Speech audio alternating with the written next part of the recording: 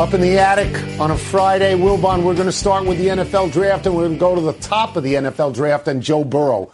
NFL.com has a story quoting an unnamed NFC coach saying that drafting Joe Burrow at number 1 is, quote, a high risk. What the guy says in evaluating Burrow is that he had a pro coach last year to help him. He had the best talent in the country, and he's a great processor. But what he says about Burrow's arm is that he can't pump it downfield. That's one of the quotes. Another one is, I'd love to have him as a second or third round, not number 1. Do you see the logic in this? No. And I don't hang on every opinion put out there by every GM and assistant GM and draft Nick. I don't care, because I keep coming back with what round was Tom Brady drafted in? Tell me again. And Tony, even a guy, don't you remember when Joe Montana was coming out of Notre Dame? One of the reasons he slipped out of, if he was ever in the first round, is because people said these same sort of things. Well, he's quick, he can process, he can do this, he can do that, but his arm strength, I don't know.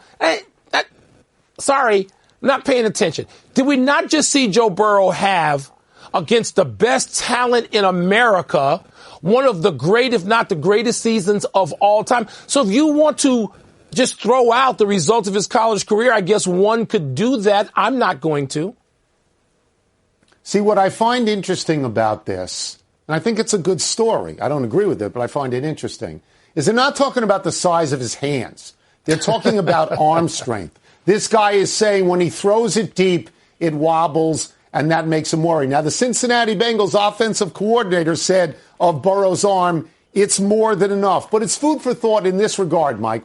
When he was at Ohio State, he got beat out, and he had to leave, and he went to LSU. Got beat up by Dwayne Haskins, I think. When he went to LSU his first year, he was sort of ordinary. So maybe this guy, Joe Brady, actually is a quarterback whisperer. My own feeling is similar to yours.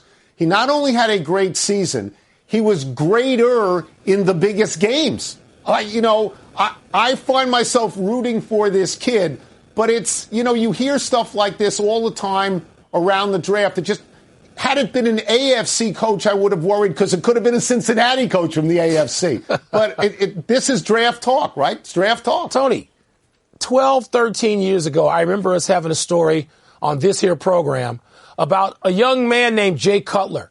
And he talked about how his arm was stronger than John Elway's arm. And we talked about that. And people said, oh, he's got this great arm. He can really, How many playoff games did Jay Cutler win? So what are we talking about here with arm strength? Look, I know that this is what evaluators get paid to do. They get paid to nitpick. And if you don't nitpick, you can wind up, you can wind up with a disaster on your hands. But Joe Burrow and arm strength, I'm just shaking my head, not paying attention to that. Tony, let's stay on college quarterbacks for a second. Former USC starting quarterback JT Daniels has entered the transfer portal. Seems like everybody but you and I have entered that thing. Quarterbacks like Joe Burrow transfer all the time these days. Does this freedom of movement, Tony, hurt or help college football? I think it helps it enormously. It gives college football a hot stove league, which they've never had before. It allows kids a second chance, sometimes even a third chance. The last three number 1 picks in the draft, Baker Mayfield, Kyler Murray, and now Joe Burrow, they all transferred. To me, the most important position in football is quarterback. At Northwestern, you always wonder, do we have a good quarterback this year? If you can sort of pick and choose this way, I think it's wonderful, actually. You don't? I think we just got a transfer portal guy at Northwestern for this year. I think we did. We do if there's a college football season. No, I think this is great. I mean, look at Russell Wilson. Who was back then, all the way back then, close to 10 years ago, there was like the one guy would do this. And every year, Tony, that number has increased. And, not exponentially, but it does increase. I think it helps. Remember when, and particularly in college basketball, this doesn't happen anymore because the talent is so spread out. But coaches like Dean Smith and Dean was already picked as one, and John Wooden, they could have a third string guy who wanted to go to that school and play for that coach, and he might get to play or not.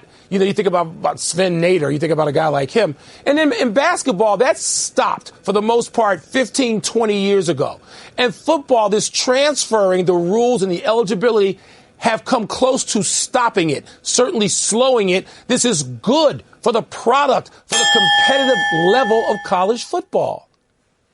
No, I like it. I wonder about kids who make the wrong choices, who go to a school, who get beat out, and they never had the opportunity to go anywhere else, and their dreams were killed. In this particular thing, this is the second chance in America. I think we all root for these kids. I think you root for Jalen Hurts. Tua beats him out. He leaves Alabama. He goes to Oklahoma. He almost wins the Heisman. Trevor Lawrence is the exception to the rule, but he beat out Justin Fields, right? Yeah. This to me is the best. It's one of the best things about college football. Really good rule. Let's stay with football, but go to the pros. Yesterday on First Take, Leonard Fournette, who's the number one running back for the Jacksonville Jaguars, he said he thought his team should sign free agent quarterback Cam Newton. He said, and this is so great, I don't mean any disrespect to Gardner Minshew. Really? Okay. But he used this quote, I'm just trying to get in the best position as a team, unquote. Wilbon, do you think the Jaguars will listen to Leonard Fournette? Not at all. The Jaguars barely know Leonard Fournette's in the building, and he's one of their best players. Football players don't get to have this sort of decision-making input, Tony. Once again, to compare it to basketball, it ain't the NBA. And a lot of these guys grow up because they're two-sport athletes still, and they played basketball, or they know people who made it to the show in basketball, and they do have input. Because the best basketball players, you don't even have to be LeBron James. You can say, hey, we need to have this. And you know what, Tony? It matters. It registers at least a little bit. It doesn't in football. And Leonard Fournette's not Emmitt Smith. They don't care what he has to say. They can barely care in the NFL what the quarterback has to say. So, no, Leonard Fournette is not going to have any input that amounts to jack. So I like Cam Newton. I would sign Cam Newton. But I like him understand too. if the Jaguars are informed by what just happened.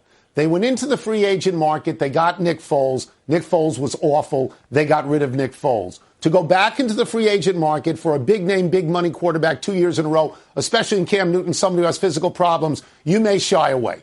They have the number 9 pick, I believe. If they really want a quarterback, they can get one of the top 4 quarterbacks on the board, probably at number 9. I agree with you. They're not going to listen to Leonard Fournette at all. And there are a lot of people out there, Mike, who think that the Jaguars, are getting rid of talented people, that they may be tanking for Trevor. That may be what they're doing. And by the way, if you go to the last story that we just talked about, both Cam Newton and Gardner Minshew are guys who transferred. If I'm Gardner Minshew, Mike, and I'm in a huddle with Leonard Fournette, do you think I'm happy? Do you think I'm happy now? No, you're not happy with him. But, Tony, that decision may be made, and all those factors you mentioned, will be made with Cam, but at a lot higher level than Mr. Fournette. Sorry no disrespect to Leonard Fournette, but he ain't making that call. All right? Enough football talk. I need some basketball talk, so we're going to go to this. Ethan Strauss's new book, Tony, The Victory Machine. He writes that the Warriors, the Dubs, offered Steph Curry and Klay Thompson for Chris Paul back in 2011. The deal never went down, of course, mainly because Chris reportedly indicated he wouldn't re-sign at that time with Golden State. Be honest, Tony, in 2011, if you're Golden State, would you have made this deal? Or you not thrilled, of course, you won 3 championships, not making this deal? So it's hard to be honest because it's a long way back. It's a long way back. Klay Thompson was a rookie and Steph Curry was heading into his 3rd year. As you know, I have not loved Chris Paul the way you and many others do. I've looked at teams he's on and I haven't seen them win all that many games. So I think I would have shied away from it for this particular reason. Steph Curry in 2 years was 44% from 3, and that's gold. That's gold. I wouldn't have known about Klay Thompson, but, Mike, they are both the sons of NBA players, and I think I would have bet on that DNA, and I'd have kept them both. And that's probably what I would have said as well. And, yes, Chris Paul is one of my favorite players in the NBA for years and years, and he's doing something right now with Shai Gilgeous-Alexander, which is interesting, Tony. And maybe they would do more if there ever playoffs than he perhaps got accomplished with more famous players, more celebrated players in Houston and Los Angeles. But I want to go to something else for a second because we agree. Tony, these kinds of deals are talked about in the NBA every day. Not just by fans. You talk about all the time how, my God, in the NBA, people talk about who they might get. They worry about that more than who they have. Remember when Kobe Bryant did an interview with somebody? I think it was Rick Bucher back in the day. You can go back 4 years earlier because I think it was like 2007 or something like that, where Kobe said he wanted to go to Chicago. He wanted to go play for the Bulls. I'm sure to sort of follow up and see if he could do what his idol and mentor Michael Jordan had done in Chicago. And that was a thing. Kobe was going to go to the Bulls, except last I checked, Kobe played all 20 seasons in L.A. So these things pop up in the NBA every day with every player alive, except for maybe Russell, Jordan, LeBron. Every player is traded in somebody's mind every day in pro basketball, except it never happens. It's fun to talk about years later, but it don't happen. So the other thing that I would say is Joe Lacob, the owner of Golden State, is always blathering about how his team is light years ahead. Light years ahead. They weren't light years ahead on this if they made this offer. They were lucky. It worked out great. They got 3 championships out of it and the greatest shooting backcourt in the history of the NBA. But spare me the notion that you knew what you were doing on this, because I don't think you did. But my point is you got to get lucky. I mean, you have to, everybody's going to trade somebody. Your mentor, the great Larry Brown, to your ear, and because I was tagging along with you to my ear, how many times did he trade his point guard before the game that night? How many times did he pick up? Always. Yeah. How many games a year? 82? 82. 82 games. That's exactly right. Are we done with this segment? I lost track, Tony. I lost track if we were done or not. Today's horoscope brought to you by Geico. Gemini, you may find yourself struggling with alertness today. That's because you stayed up last night celebrating the hundreds of dollars a year you could save by switching to Geico. Your struggle will continue well into the afternoon during Philip's status meeting, in which you'll say, "No, Philip, I wasn't snoring. I have severe seasonal allergies." Your presentation was riveting. Well played, Gemini. Geico. 15 minutes could save you 15% or more. Let's put on the glasses. Let's do the happies. Happy 59th birthday, Boomer Esiason. Long Island's own. East Islip High School, where he played football, basketball, and baseball. Then the University of Maryland and the Cincinnati Bengals, where he was the league MVP in 1988.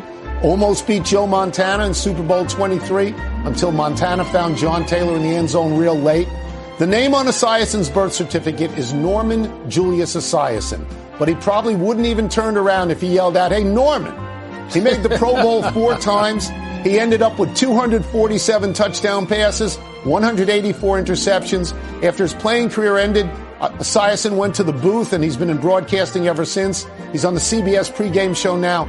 Wilbon, the first beat you ever covered for the Washington Post was Maryland football. Tell the people about your friend Boomer Esiason.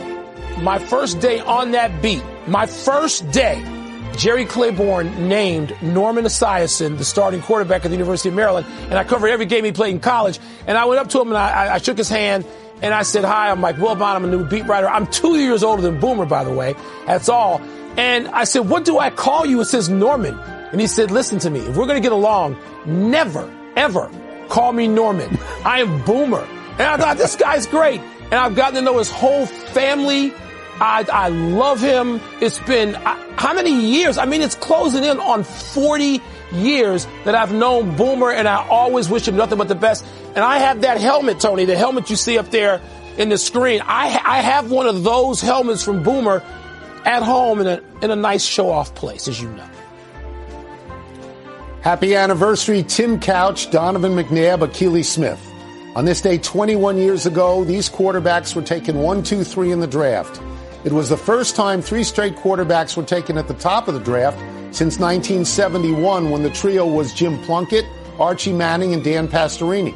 In this case, Cleveland took Couch, Philadelphia took McNabb, and Cincinnati took Smith. Only McNabb earned out, taking the Eagles to 5 NFC championship games and a Super Bowl. Couch and Smith were busts. This goes to your point, Wilbon, that the draft isn't science, that Justin Herbert could be better than Tua. Of course, it also matters what team you go to. Plunkett wasn't much with the team that drafted him, the Patriots, but he won 2 Super Bowls with the Raiders. Archie Manning didn't have a chance with the poorest offensive line of the Saints. And Dante Pastorini, wasn't he the coolest of those first 3 guys? Even though Plunkett, 2 Super Bowls, come on. I mean, this is insane. Tony McNabb, of course, a good Chicago kid, Catholic League, wrong school, Mount Carmel. We won't get into that. But like a lot of Chicago people, he wandered out here to the desert. So Chicagoans, McNabb, he's out here too. Happy trails, Cole Anthony. The North Carolina freshman point guard, the son of Greg Anthony, will leave college and enter the NBA draft, where he is projected to be a possible lottery pick. Anthony's 1 season at Chapel Hill was marred by injury and the worst 1-loss record by any Roy Williams team at North Carolina. The Tar Heels were 14-19 overall, 6-14 in the ACC. Cole Anthony played in 22 games, missing 11 because of a knee injury. He averaged 18.5 points, 5.7 rebounds, and 4 assists. Greg Anthony, you'll remember, was on a national championship team at UNLV and then went to the pros as a first-round pick at number 12 by the New York Knicks. Wilbon, I wonder when Greg and Cole play one-on-one, who do you think wins? Well, I know who wins now. I want to ask Greg at what stage Cole just took it to him and he said, okay now, and blessed it. You know, Tony, I wonder about Greg Anthony and those UNLV guys. If Christian Laettner and Duke don't win, they don't beat Vegas, and Laettner has won. Is it Larry Johnson? Is it Greg Anthony? One of those guys might have been on the dream team and not Laettner with only 1 championship. I mean, Cole Anthony is fabulous. Greg Anthony had a long, distinguished career, so he's still got a ways to go to beat Pop, his Pop, in that regard. You know what? We're going to get to the NBA draft further down the line. The WNBA draft tonight, Tony, right here on ESPN. Tremendous promotion, Wilbon. Tremendous you like promotion. That? Company guy. PTI.